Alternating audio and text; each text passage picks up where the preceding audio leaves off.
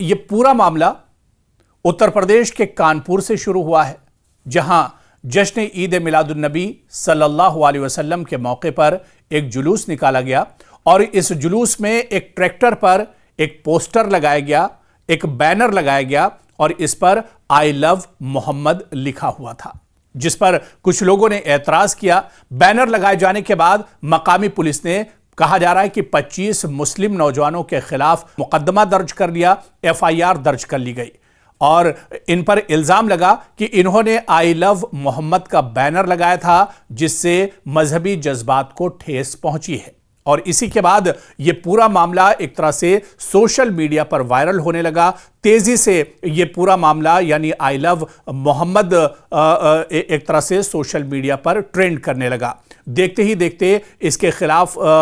इस पर एक तरह से आवाज उठने लगी और खासतौर से मुस्लिम तबके में एक बेचैनी सी पाई जाने लगी। दरअसल कानपुर में ईद मिलादुन नबी सल्लल्लाहु अलैहि वसल्लम के मौके पर यह पूरा मामला सामने आया था और उसके बाद से ही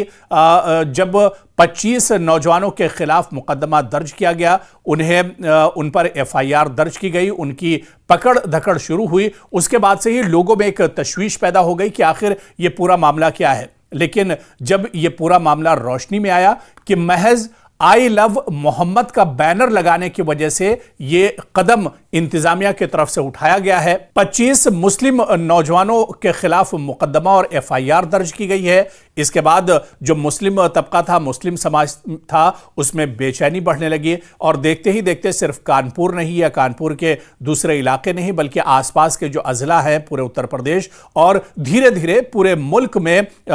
ये